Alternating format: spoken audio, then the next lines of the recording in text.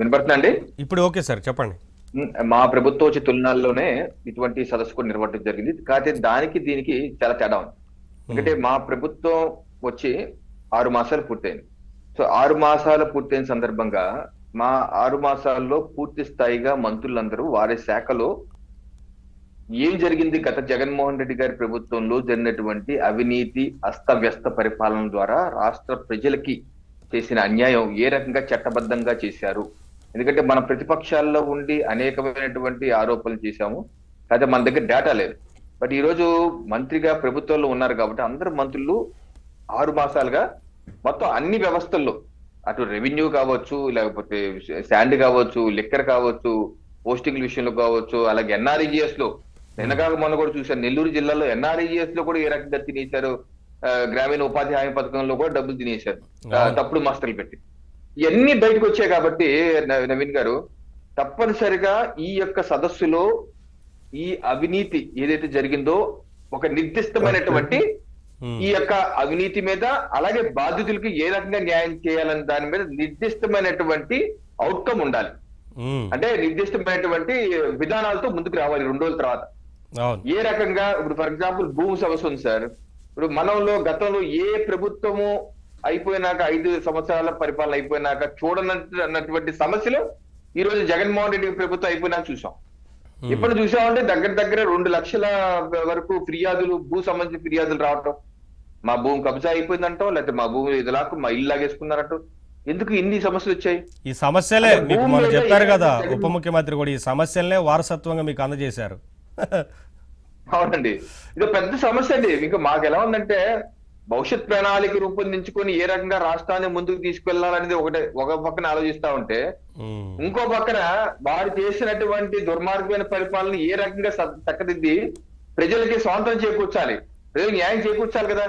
అవును ఏ మరి. రకంగా చేయాలి, ఏ రకంగా భూ అన్నది వాళ్ళకి బహుశా రాజశేఖర రెడ్డి గారి టైంలో కూడా మనం ఒకసారి ఆయన చెప్పారు, ఇడుపులపాయ ఏదైతే వందల ఎకరాలు 1000 ఎకరాలు ఉన్నాయి. నాకేం తెలుసు, మా నాన్నగారు అది ఇచ్చారు, అది నేను అనుకున్నాను, ఇప్పుడు అది రికార్డు కాదు తెలిసింది, నాకు మాత్రం తెలుసు మా నాన్నగారి కంట్రోల్లో ఉందంతా అని. అంటే చూడండి, అంటే వాళ్ళ కుటుంబంలో ఒక ఆలోచన, భూమి మీద ఒక ఆలోచన ఏంటి, ఎక్కడ పడితే అక్కడ భూములు బాధేయాలి, ఎక్కడ పడితే అక్కడ భూమి కబ్జా చేయాలి అని ఒక ఆలోచన పరంగా వచ్చిన వాళ్ళు. అందుకని వాళ్ళు భూమి మీద పడ్డారు వెళ్ళి. ఈ రోజు ఏ ప్రభుత్వం చేయనటువంటి అస్తవ్యస్త పరిపాలన చేయడంలో సిద్ధవస్తులు అయిపోయారు. ఇప్పుడు ఎసైన్ భూములు ఉంది సార్.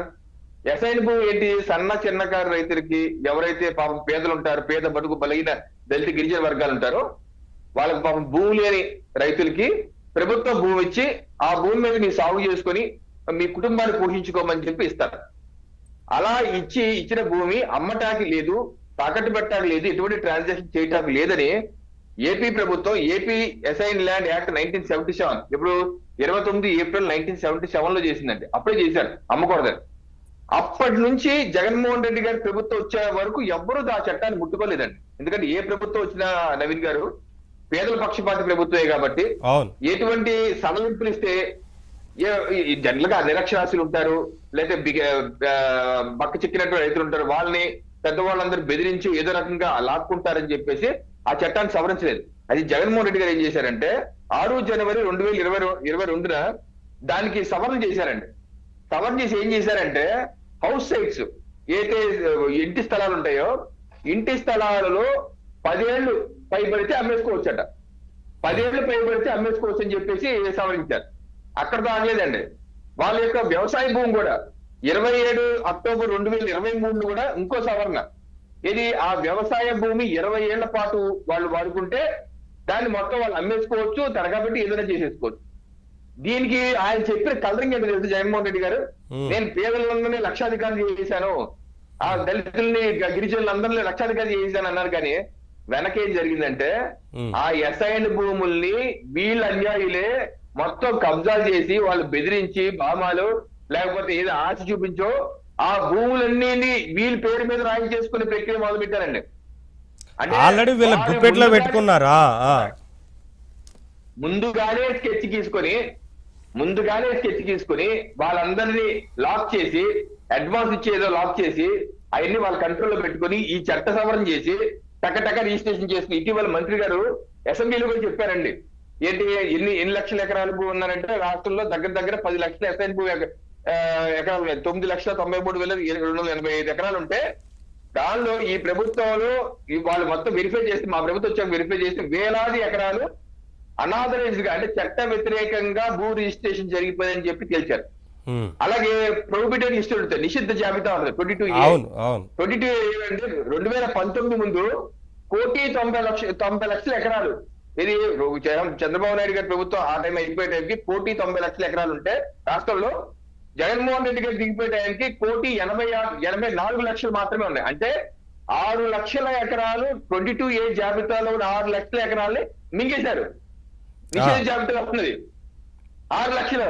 చూడండి ఏ రకమైన అంటే ఎలా రవికిరణ్ గారు ఇప్పుడు ఇన్ని జరిగాయనేది మీ నోటీస్కి వచ్చింది, చాలా క్లియర్గా కనిపిస్తోంది. ఇదేమి మళ్ళీ కనిపించకుండా చేసింది కూడా కాదు, క్లియర్గా కనిపిస్తోంది.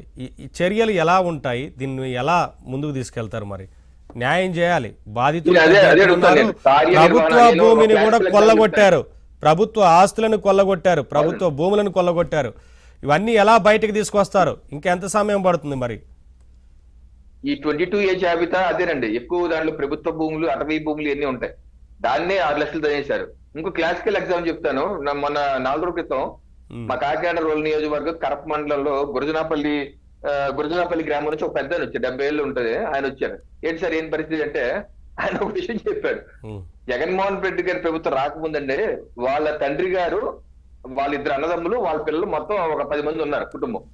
వాళ్ళ తండ్రి గారికి 20 ఎకరాలు ఉంటే అన్నదమ్ములు మొత్తం పంచుకొని ఒక 5 పాస్బుక్లు అయినాయి అంటే, ఒకరి దాంట్లో 3 ఎకరాలు, ఒకరి దాంట్లో అలా ఉంది, వాళ్ళకి పాస్బుక్లు ఉన్నాయి. జగన్మోహన్ రెడ్డి గారి ప్రభుత్వం వచ్చాక ఏం చేశారంటే రీసర్వే, భూములు రీసర్వే అని చెప్పేసి వీళ్ళ 20 ఎకరాలు 5 పాస్బుక్ లో 3-4 ఎకరాలు ఉంటే వాళ్ళు రీసర్వే చేసి కొత్తగా పాస్బుక్లు ఇష్యూ చేసి అన్ని పాస్బుక్ లో 20 ఎకరాలు పెట్టారట. అన్ని పాస్బుక్ లో 20 ఎకరాలు. ఇప్పుడు వాళ్ళు ఏదో గతంలో ఏదో గొడవపడి ఏదో పడి ఇబ్బంది పడి పంచుకున్నారు, ఆ తంత అయిపోయింది. ఇప్పుడు 20 ఎకరాలకి కొత్త పాస్బుక్ వచ్చేసరికి మళ్ళీ కూడా స్టార్ట్ అయిందంటే.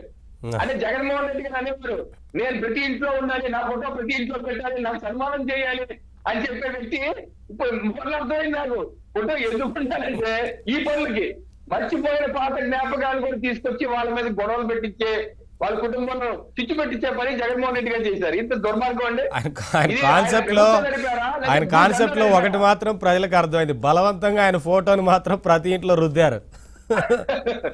ఆయన పెద్ద వచ్చి తిట్టడం, ఈ ఎదవ ఉన్నట్టు కూడా